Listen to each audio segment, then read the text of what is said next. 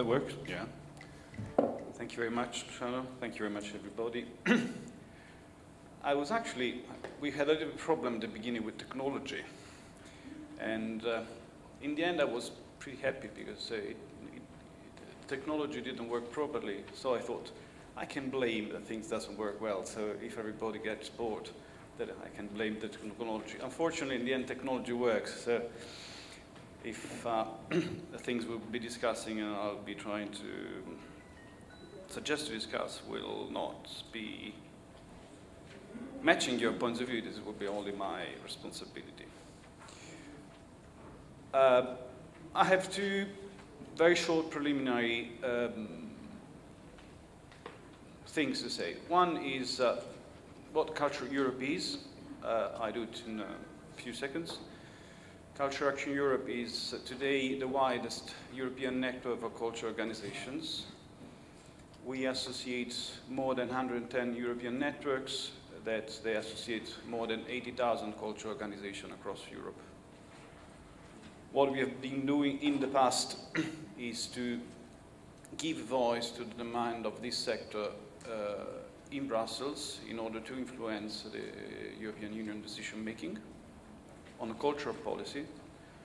What we are doing now is to advocating broadly at European level and at national level in order to promote the role of culture as an essential capacity for our society to step out of the crisis and build sustainable development.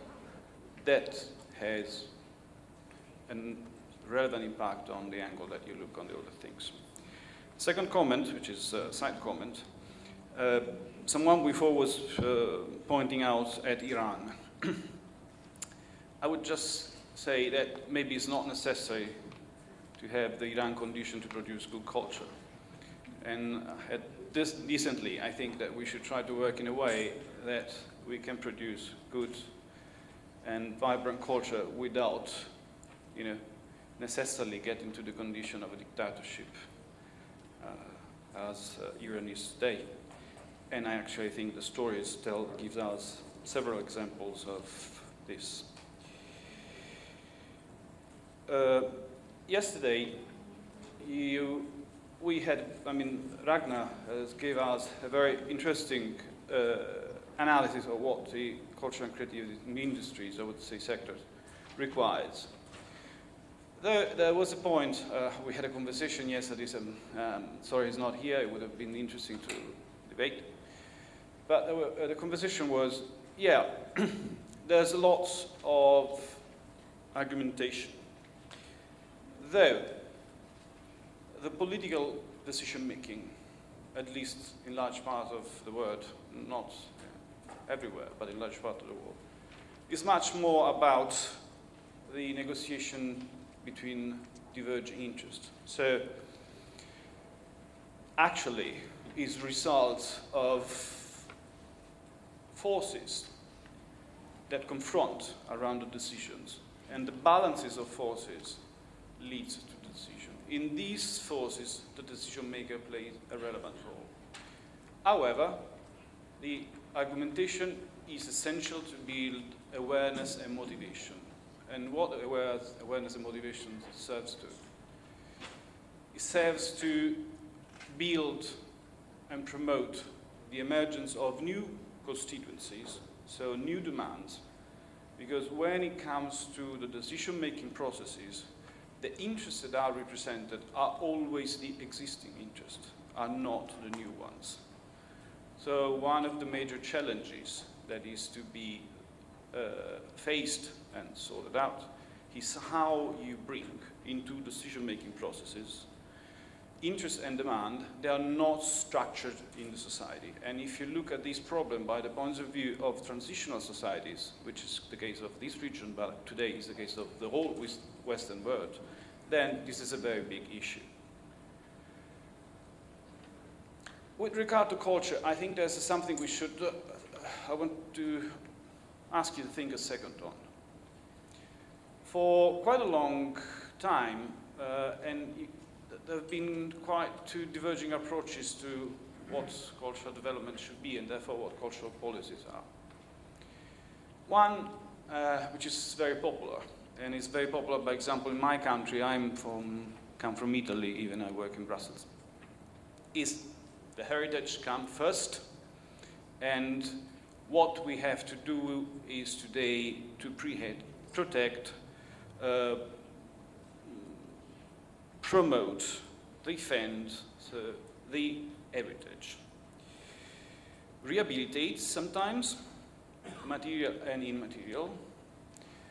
That normally comes together with the circulation of existing work of arts, so with a low rate of new productions.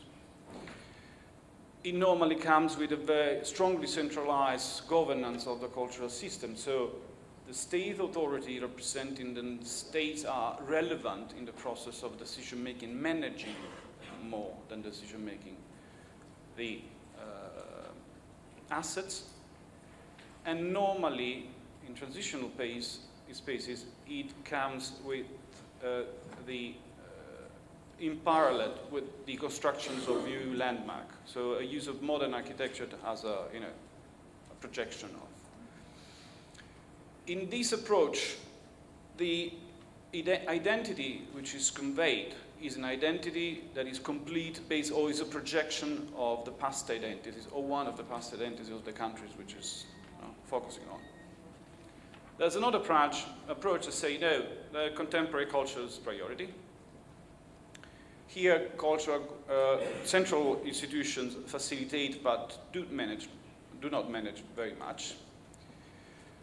It's largely resulting from initiative of independent actors. In the current times, we must say that these actors are the more and more active citizens and cultural operators. And innovation and new productions are the focus of this kind of policy.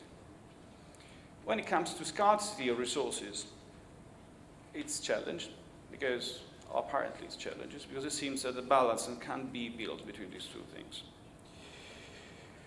Though, I think that behind this challenge, there is a very strange idea that we all have around the heritage. We share it. That the heritage is behind us, it's in the past.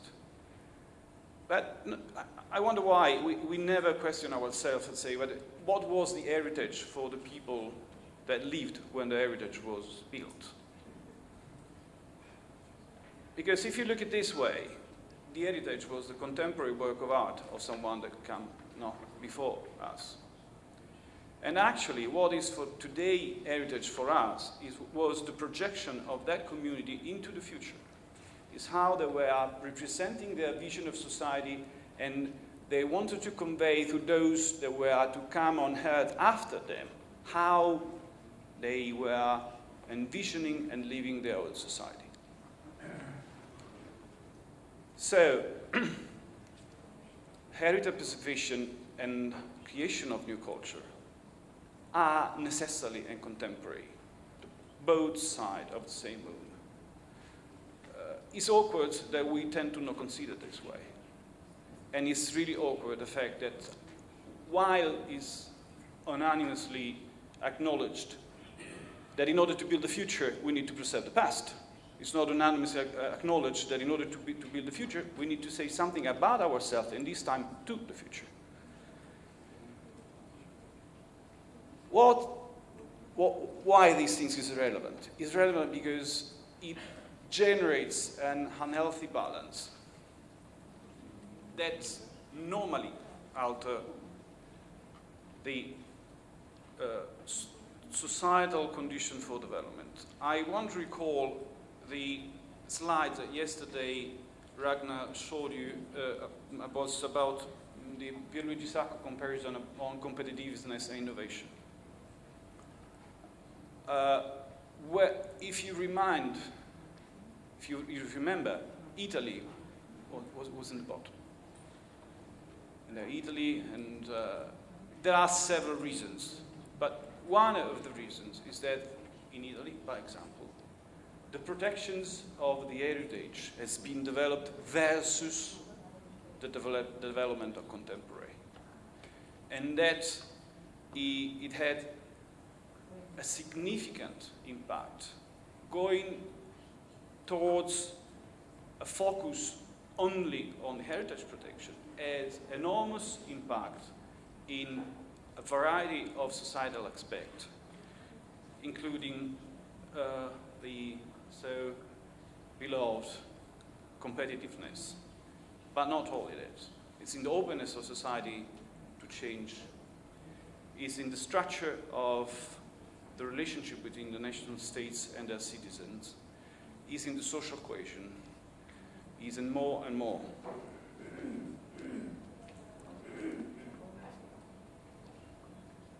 Why? Therefore, we need to strike a balance.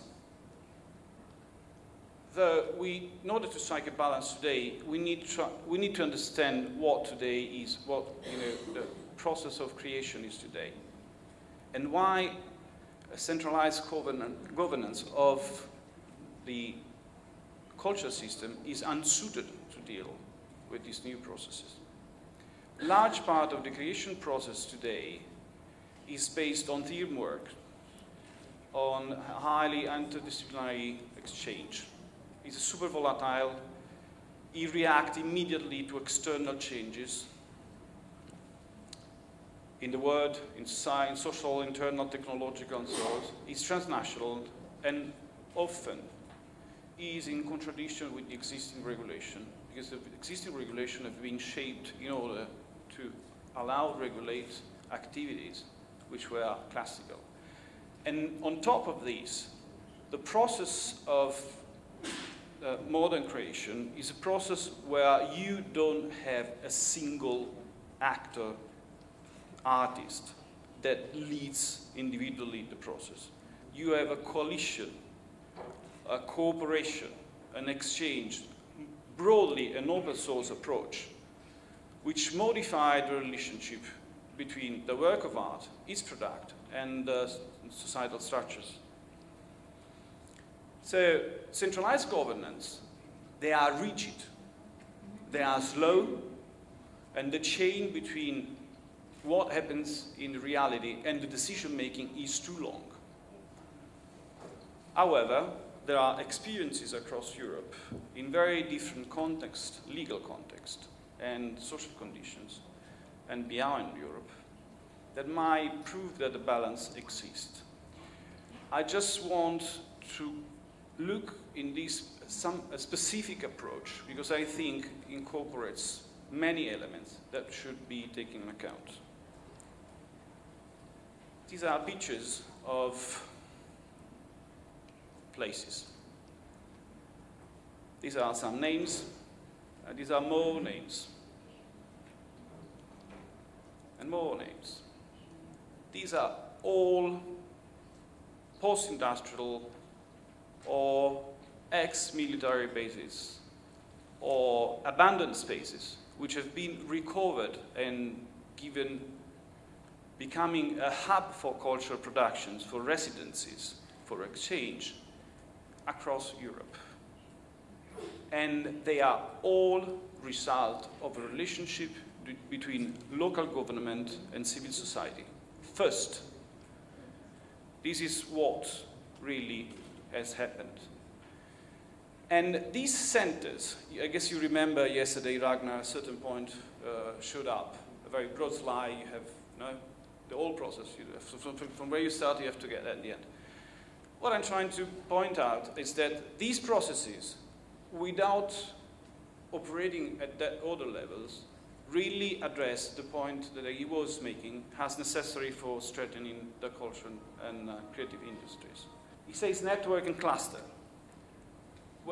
All these premises we have been you see, there are big spaces in which are multiple producers of artworks, in which they cooperate. I think Ragnar was showing the kitchen of Cable Factory or someone else. So they all have this kind of formats, and this format is the priority format, favorite format to build that kind of networks. You don't build networks abstractly, you build it by doing. The creation process is largely a process which is not logical thinking and planning. It's a process of association and exchanges which occur around the work of art. About the tourism is too disputable. He says the physical structure is clear. He says capacity building. I wonder if anybody is capable to point out a better capacity building than the peer capacity building, the peer-to-peer capacity building. And these structures are the main hub for the capacity building of new operators that are capable to operate in the digital sphere and in the contemporary work of arts and culture production, which is not only arts. And finally, he was pointing out a problem which is naturally addressed at the state level, but it can be also tackled at this level, which is the access to finance. The access to finance for the cultural productions is all resulting of two needs. One is cash credit, and this is not the case. But the other one is the impact of investments. These kind of experiences incorporate a facility, financial facility for, on the side of the donors, which are largely local governments, but not only, because the infrastructure provided is provided originally for free, then is managed on a base of semi-commercial and social balance. So by providing structure, possibly rehabilitated to the minimum, the authorities are giving financial capacity to small producers that individually are not capable to access to the financial capacities provided by the banking system, because the banking system does not deliver financial guarantees to those that are not capable to provide guarantees. There are some requirements. So in order to, in times of crisis, I was saying that there is a struggle between the resources that you provide to the heritage protection and to the contemporary creativity. Though, if you look at the issue on this perspective, probably the resources that we have are of different kind. And some requirements to work in these directions are the following. The first one is dismiss real estate and the demand to use it. I mean, I believe that in these regions, and I know for sure in other regions, we have enormous amount of dismissed real estate which goes in their post-industrials or which are left there to destroy the landscape. Some of them are not suitable, but some of them are suitable. But there is a demand that has to be made, and this demand has to come from the civil society. It cannot be expected or demanded to the authorities to create the demand to use it. The demand to use it has to come from bottom. And often happens, I must say, and even in these regions, as I'm aware. Then there is a second requirement. The second requirement is that disposition to dialogue between the states, the authorities, and the civil society. I would stress that this disposition and this dialogue happens much, much better and with less clashes when it occurs at the level of the local authorities. Because that does not implies issues that impact on the overall general political system, even introducing seeds of profound change. So in the governance of these systems, it's pretty important that the local authorities are empowered to deal with this kind of issues, and sometimes also simply empowered by having use of the infrastructure, of abandoned infrastructures, and a little bit of resources that can even come from the structural fund to rehabilitate it. Another element, which is common and relevant, is that these infrastructures should be outsourced, but outsourced to civil society. They shouldn't be outsourced for direct commercial purposes. So there might be part of real estate which is sold to make money, but part of this real estate has to be provided to these actors, which should be enabled to manage it with commercial purpose. If you take the case of cable factory in Finland, is one of the biggest known. Cable factory economy is a mix of space rented to the market and other spaces which are given for cultural production for free or social cost. These balances are possible if there are the infrastructures, and the infrastructure here are almost no cost. There is an issue of exchange, so easy apps for national mobility. I think on this side, the European Union should be more open to cultural exchange and networking with people working in the cultural sector in this region.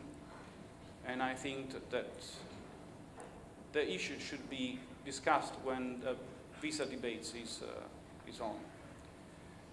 There's no restriction, no circulations, no restriction to the communication and liberty of expression. And as much as possible, reduce bureaucracy. Simplify regulations are necessary to work in spaces and conditions which do not match with traditional regulation, because they are not spaces thought to be used that way. So often an issue that occur in these cases is that you provide, or there is a facility, then there is a regulation of the use of the building, which prevents the legal use of the building in certain directions. That, again, is often responsibility on urban plan authorities, more than national states authorities. And here, many things can be done by decision-making which is at lower scale. Few words to end. We say Europe. And again, we're trying to say Europe as a given things or as an abstract things or whatever. I just want to call your attention on this point because it's relevant with, or consistent with the rest. Is that Europe is the first real attempt in human history to build a democracy and a state based on the willingness to reduce, or the agreement to reduce sovereignty by difference, and not resulting from the victory of the force over another one. It's an enormous challenge in the human history. It's never happened before. And this process is under attack today, is under attack in the crisis. I'm done.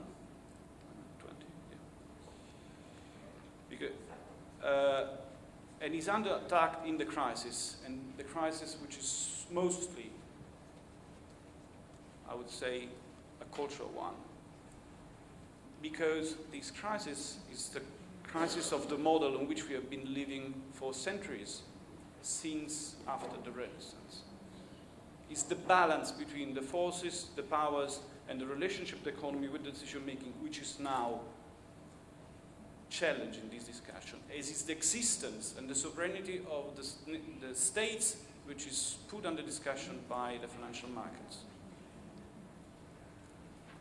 Why I think it's important to understand there is a cultural issues behind. The cultural issues that if we think we can get out of the crisis, just getting back to the pre-existing conditions, so we shape the policies that we do in order to get back to the condition they were before the crisis, particularly in the cultural development, we are condemned to fail. We are not going back to where we were before. The Western world is not anymore leading the world. There are other forces which are leading the world, are pushing the world to change. And what we can do is to change ourselves in a way that we provide a different model of what will come after. Because we are all conditioned, most of these conditions are related to the structure of the society and the quality and the distributed knowledge that we have in this society, the use and the habit of social systems which are based on assumption of solidarity. If we want to deal in this crisis in cultural development with traditional policies that are largely driven by market goals or state-driven goals, we are condemned to fail because we cannot provide the necessary balance. But viable solutions exist, can be pursued, require creativity, innovations, And first and foremost, and that's where I disagree, now I want to start from Iran, that requires the direct participation of the creators and engaged citizens. Iran might have a fantastic cultural activity, but it's not giving anything to the modernity. It's not providing any possible option for our society for the future. Fantastic individual Iranian artists are providing fantastic ideas on what is the challenge today in their own life. There are no showing models that we can use for us for our future. The only way to do it, is to engage citizen and citizenship in the change making of these societies, starting from the cultural processes. There's no other way. There's no central power. It is time now to ask everybody, and civil society first, what we can do for our future, not just asking what our decision maker can do, but also, please, also the decision maker should start seriously asking themselves what they can do for this future. Thanks.